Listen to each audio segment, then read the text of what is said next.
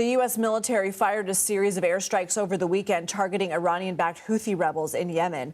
The strikes killed at least 53 people, according to the Houthi-run health ministry. The militia group has promised to retaliate. On Sunday, Secretary of State Marco Rubio explained the rationale for the attack on CBS's Face the Nation with Margaret Brennan. This strike in Yemen is about their ability, the ability of the Houthis to strike global shipping and attack the U.S. Navy, and their willingness to do it. 174 times against the U.S. Navy, 145 sometimes against global shipping. That's what the strike is about.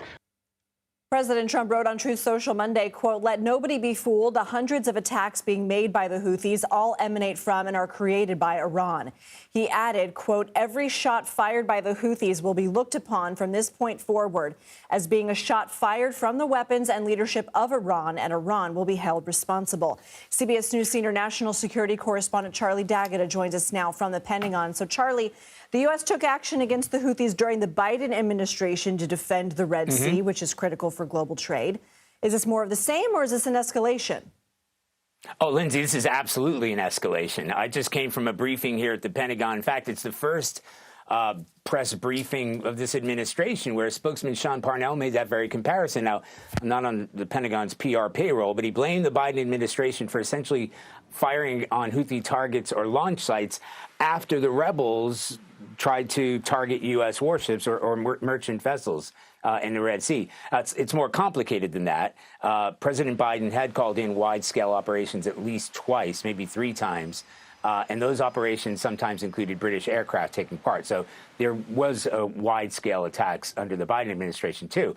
But officials here just told us the first wave of attacks on Saturday struck 30 targets in multiple locations. That was on the first day. They say several key leaders of the Houthi drone program were killed.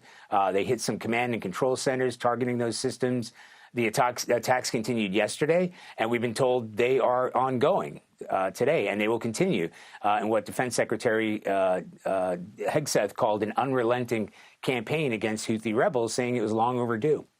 Earlier this month, President Trump sent a letter to Iran calling for talks on the future of its nuclear program. Could these strikes also serve as a pressure campaign to get Iran to the negotiating table?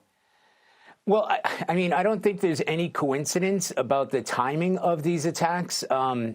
Again, it could have happened at any time. Iran is certainly squarely in the frame. As you mentioned, Trump posted that Iran bears full responsibility for those Houthi attacks, saying Iran is essentially dictating every move.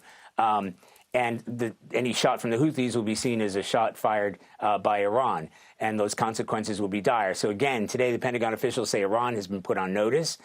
They haven't ruled out military action against Iran. So I don't think it's a coincidence that ratcheting up the attacks on the Houthis comes at the very same time that the United States is ratcheting up pressure on the Iranian regime. Russia is calling on the U.S. to end these strikes against the Houthis. Why is Russia speaking out? Yeah, you know, this is a good question. Because, first of all, I think we have to remind people that the Houthis had made no secret of their military alliance with Russia.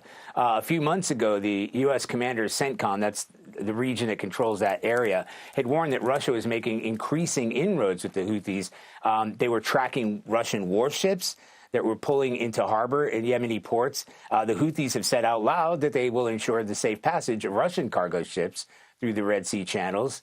So, yeah, as you're mentioning, over the weekend, Russian Foreign Minister Sergei Lavrov spoke with Secretary of State Marco Rubio, pressing the United States to cease attacks and find a diplomatic resolution.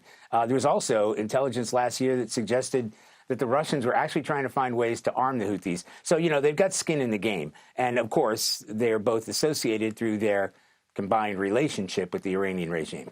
Charlie D'Agata, thank you.